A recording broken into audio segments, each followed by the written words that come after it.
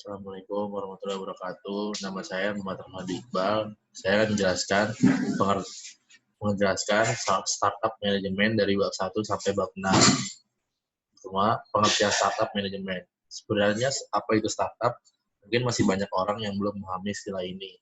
Kata startup sendiri merupakan serapan dari bahasa Inggris yang berarti tindakan atau proses memulai sebuah organisasi baru atau usaha bisnis.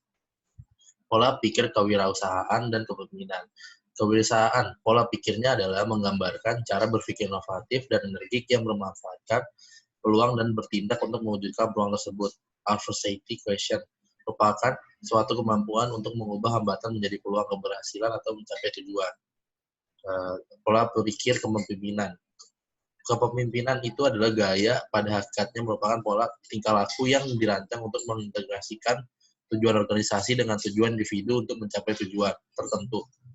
Gaya kepemimpinan dari seorang pemimpin adalah pada dasarnya dapat diterangkan melalui 3 aliran teori, yaitu teori genetis atau bisa disebut keturunan, teori sosial, dan teori ekologis. Tugas pokok kepemimpinan pendidikan yang penting adalah bagaimana tujuan-tujuan dalam pendidikan yang telah ditetapkan harus tercapai. Ide dan inovasi. Ide adalah suatu buah pikir yang muncul karena adanya suatu pengamatan yang secara rasional dianggap logis dan memiliki nilai manfaat yang baru. Dan inovasi adalah merupakan suatu proses untuk menentukan dan mengimplementasikan sesuatu yang baru ke dalam situasi atau kondisi yang belum ada dan belum dipikirkan sebelumnya. Contoh-contoh ide dan inovasi startup. 1. Kebutuhan akan hiburan. 2. Akses layanan online. Akses layanan ini penting. Seperti internet, wifi. 3. Dunia perempuan. 4. Dunia anak. Dunia anak mungkin seperti video game, video kartun, atau permainan playing game seperti main-main alat-alat game ya, seperti itu. 5. Konsultasi kesehatan. Nah, konsultasi kesehatan ini penting. Kita apalagi bisa masa pandemi ini sangat penting kalau konsultasi kesehatan bisa dilakukan secara online, secara bisa kita virtual seperti ini, virtual video atau gimana. Karena kita juga belum bisa untuk keluar secara keluar rumah di masa pandemi seperti ini. Keenam, jasa penerjemah. Nah, jasa penerjemah ini menurut saya penting bagi ke orang-orang pariwisata, apalagi mereka yang menjadi tour guide ke desa-desa pelosok atau daerah-daerah terpencil yang di bagian-bagian timur atau di bagian-bagian Sabang sampai Merauke di Indonesia yang mungkin notabene banyak yang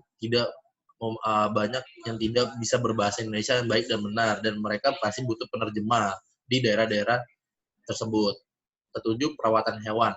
Nah, perawatan hewan ini mungkin menurut saya penting juga apabila mereka yang memelihara hewan-hewan seperti kucing, ikan. Mereka pasti butuh perawatan hewan-hewan tersebut yang mereka rawat di rumah, yang menurut pemerintah boleh untuk dipelihara di rumah. Ke-8, virtual dan augmented reality. Ke-9, layanan pemerintahan. Layanan pemerintahan ini mungkin menurut saya seperti website pemerintahan, seperti kayak jakarta.go.id. Kita melihat situasi di Jakarta, apa yang dilakukan pemerintahan Jakarta di saat pandemi ini, apa yang dilakukannya. Kita butuh layanan pemerintah seperti itu. Dan 10, ke dunia pendidikan. Framework dan metode dalam menjalankan bisnis startup. Apa sih definisi Lean Startup itu?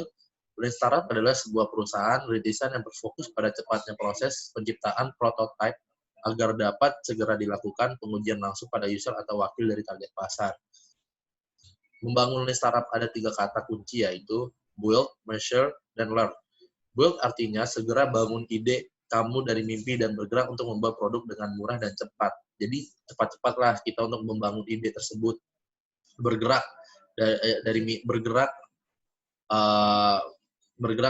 membuat ide yang murah dan cepat. Nah, tujuan perusahaan adalah membangun dan mengembangkan MVP atau bisa disebut minimum viable product dari ide yang sudah ada. Hal ini bertujuan untuk menguji asumsi maupun hipotesis dan ide yang sudah ada. Kedua, measure atau ukur artinya semua inisiatif itu harus ada ukurannya. Jadi nggak semua inisiatif yang kita punya nggak ada batasannya. Jadi kita punya inisiatif tapi harus punya ukurannya juga masing-masing. Nah, bagaimana? Nah, contohnya bagaimana customer merespon produk kita. Nah, bagaimana? Perusahaan juga harus memastikan efektivitas dan minimum viable produk yang sudah dibuat. Nah, contohnya bisa kita balik ke belakang, itu ke build. Nah, ketiga, learn adalah tahap di mana perusahaan atau startup mengevaluasi data yang telah didapatkan untuk melakukan pivot atau banting setir mengganti bisnis model atau tetap pada bisnis model yang sudah ada. Nah, jangan ragu-ragu untuk melakukan pivot atau balik arah jika ternyata produk kita tidak benar-benar disukai customer. Nah, makanya kita butuh learn, yaitu kita butuh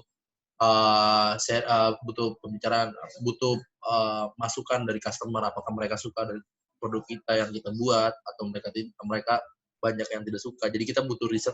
Setiap datangnya customer yang datang ke tempat kita membeli suatu produk kita butuh riset apakah mereka suka atau tidak. Jadi kita bisa, kalau misalkan kita tidak, customer lebih banyak yang tidak suka, kita bisa melakukan pivot atau banting setir atau mengganti bisnis model.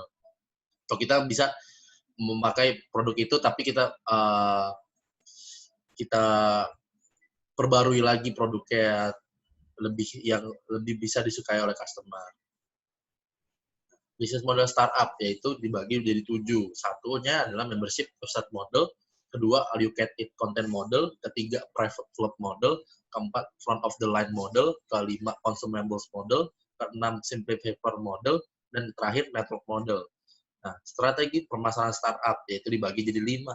Jadi satunya adalah content marketing dengan cara yang berbeda. Nah, marketing ini menurut saya seorang pengusaha, mereka harus melakukan konten-konten marketing yang menarik, yang harus berbeda setiap harinya, dan setiap mereka melakukan suatu promosi, mereka harus melakukan konten-konten yang menarik customer, yang menarik pasar, apalagi yang lagi zamannya sekarang. Nah, kedua, memanfaatkan buzzword untuk menciptakan efek viral. Ketiga, konsumen lebih menyukai konten visual. Keempat, menciptakan konten yang bersambung. Nah, contohnya nih, banyak, apalagi saya pribadi suka bermain kayak sosial media. Mereka pasti membuat konten-konten yang bersambung, yaitu kayak ada part-partnya. Dan itu membuat customer jadi lebih penasaran, apa sih yang dilakukan part kedua, apa yang dilakukan part ketiga. Dan mereka pasti lebih banyak yang menonton, seperti itu. Keempat, kalau terakhir, sosial media sebagai media distribusi marketing online. Nah, ini benar banget.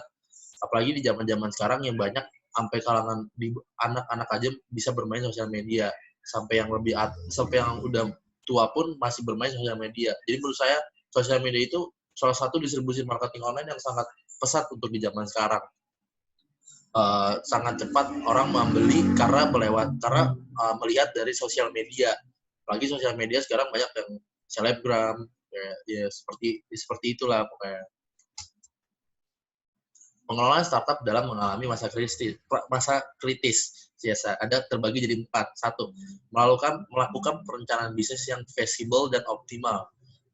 Fleksibel ya kayak praktis tapi optimal lah seperti itu. Kedua, update terhadap tren pasar. Nah, ini cocok sekali untuk kita harus selalu update apa tren pasar saat ini, apa yang harus kita lakukan, apa yang kita harus lakukan dengan produk kita, apa yang kita harus lakukan dengan usaha kita, apa kita sudah mengikuti tren pasar saat ini atau tidak.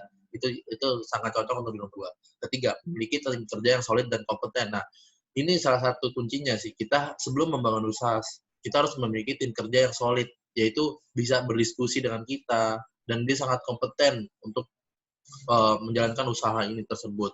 4, bekerja dengan mitra yang tepat. Nah, ini contohnya kalau kita mau franchise atau gimana, usaha-usaha lain, kita juga harus tahu mitra mereka tepat atau tidak.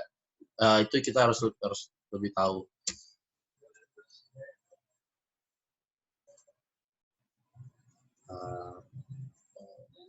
Jadi sekian dari video ini. Terima kasih. Saya Muhammad Rahman Iqbal. Wassalamualaikum warahmatullahi wabarakatuh.